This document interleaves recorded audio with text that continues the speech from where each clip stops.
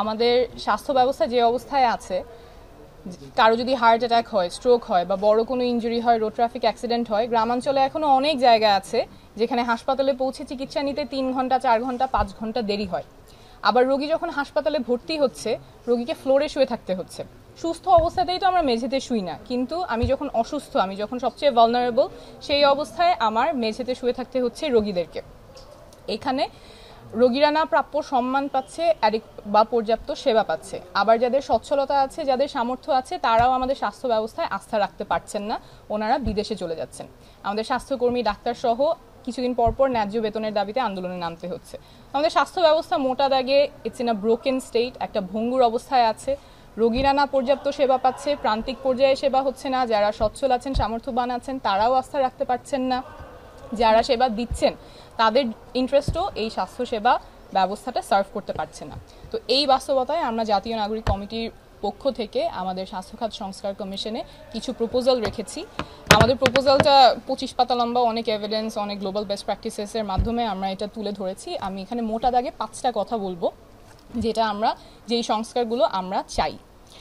প্রথমত, যদি কারো এমার্জেন্সি হয়, যদি কারো টাইম ক্রিটিক্যাল কোনো অবস্থা হয়, যেমন হার্ট অ্যাটাক হলো, স্ট্রোক হলো, তখন দ্রুততম সময়ে কিভাবে সেবাটা নিশ্চিত করা যায়, সেই ব্যাপারে ইনফ্রাস্ট্রাকচার কেমন হবে, সেই ব্যাপারে মেকানিজমটা কেমন হবে, সেটা নিয়ে আমরা প্রপোজাল দিয়েছি।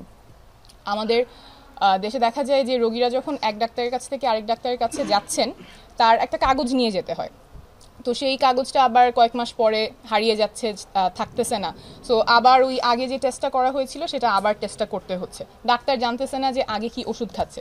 সো এইভাবে কেয়ারটা ফ্র্যাগমেন্টেড হয়ে যাওয়ার ফলে কোয়ালিটিটা ড্রপ করে। তো আমরা প্রপোজ করছি একটা ন্যাশনাল ইলেকট্রনিক হেলথ রেকর্ড, প্রত্যেকটা রোগীর জন্য, প্রত্যেকটা মানুষের জন্য হেলথ রেকর্ড থাকবে, যেখানে তার পুরো চিকিৎসার রেকর্ডটা এক জায়গায় থাকবে এবং সব ধরনের প্রোভাইডারের কাছে সেটার অ্যাক্সেস থাকবে। রোগীর সেবার মান নিশ্চিত হবে এবং যে প্রদান করছে তার জন্য সেবা প্রদানটা সহজ হবে। এবং আমাদের স্বপ্ন হচ্ছে কারো চিকিৎসা ক্ষেত্রে তার পকেটে কত টাকা আছে সেটা কোনো বাধা হবে না। তার রোগ অনুযায়ী, তার ক্যান্সার হলো না কি কন্ডিশন হলো, সেই অনুযায়ী সে চিকিৎসা পাবে। তার পকেটে টাকা আছে কিনা, সে কি রিক্সা চালায়, সে কি কৃষক নাকি সে মন্ত্রী, সেই অনুযায়ী তার চিকিৎসা হবে না, চিকিৎসা হবে তার রোগের উপরে, তার প্রয়োজনীয়তার উপরে। এইটাই আমরা স্বপ্ন দেখি। এবং আমরা আমাদের চিকিৎসা ব্যবস্থা এবং স্বাস্থ্য ব্যবস্থায় গবেষণাটা কিভাবে বিশ্বমানের হতে পারে, আমাদের মেডিসিন এগিয়ে যাচ্ছে প্রেসিশন মেডিসিনের দিকে, সেই ক্ষেত্রে আমরা অনেক পিছিয়ে থাকছি। সেই ক্ষেত্রে আমাদের কিভাবে ইনফ্রাস্ট্রাকচারটা তৈরি হবে, বায়োব্যাংক করা, সেই ব্যাপারে আমরা প্রপোজাল দিয়েছি। ফরওয়ার্ড লুকিং কিভাবে আমাদের স্বাস্থ্য ব্যবস্থা হতে পারে, সেই জায়গায় কিছু প্রপোজাল আছে। আবার আমাদের প্রান্তিক মানুষের জন্য উন্নত সেবা, বিশ্বমানের সেবা কিভাবে নিশ্চিত করতে পারি, যেটা তার পকেটে কত টাকা আছে সেটার উপর নির্ভর করবে না, সেই ব্যাপারে আমরা প্রস্তাবনা রেখেছি। এখন এগুলো শুনলে অনেকে বলতে পারেন যে এটা খুবই উচ্চাকাঙ্ক্ষার বিষয়, এখন এটা সম্ভব না, আমাদের বাস্তবতা এটা সম্ভব না।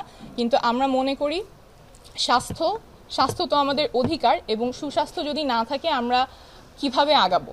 তো স্বাস্থ্য ব্যবস্থার উন্নতি এবং এই যে প্রপোজালগুলো আমরা দিয়েছি, এটা স্বল্প মেয়াদ এবং দীর্ঘমেয়াদে আমাদের বাস্তবায়ন করতেই হবে। আজকে আমরা শুরু করছি, কিন্তু এটা বাস্তবায়ন হওয়া না পর্যন্ত আমরা এই সংগ্রামে থাকবো। We will continue hour journey যতক্ষণ না পর্যন্ত আমরা সবার জন্য উন্নত মানের স্বাস্থ্যসেবা নিশ্চিত করতে পারবো। এই সমস্যাটাই আমরা আমাদের প্রপোজালে, এটার সলিউশন কিভাবে হতে পারে সেটা তুলে ধরেছি। আমি শুরুতেই যেমন বললাম যে আমাদের হাসপাতালে রোগীরা মেঝেতে শুয়ে থাকে, এটা অনেক সরকারি হাসপাতালের চিত্র। এই জায়গাটার অনেক বড় একটা কারণ আমাদের প্রাইমারি এবং সেকেন্ডারি কেয়ারের স্ট্রেংথেনিংটা করা। সেইটা আমাদের প্রপোজালে খুব ডিটেইলভাবে আমরা দিয়েছি, যাতে আমাদের প্রাইমারি কেয়ার খুব শক্তিশালী হয়, যাতে ওরা আমাদের যে কন্ডিশনগুলো, সিম্পল কেসেসগুলো যদি ডিল করে ফেলতে পারে, তখন আমার ঢাকা মেডিকেল পর্যন্ত, আমার হৃদরোগ পর্যন্ত অনেক চাপ কমে যাবে। যেখানে কমপ্লেক্স কেসেস, যেটা আসলেই আমার ঢাকা মেডিকেলে আসা দরকার, আসলেই আমার হৃদরোগে আসা দরকার, সেইটা অতটুকু চাপ ওরা নিতে পারে, সেই পর্যন্ত থাকুক। কিন্তু যেগুলো আমাদের প্রাইমারি লেভেলে, সেকেন্ডারি লেভেলে ডিল করা সম্ভব, সেগুলো যাতে আমরা করতে পারি, এটা নিয়ে আমাদের বিস্তারিত প্রপোজাল আছে।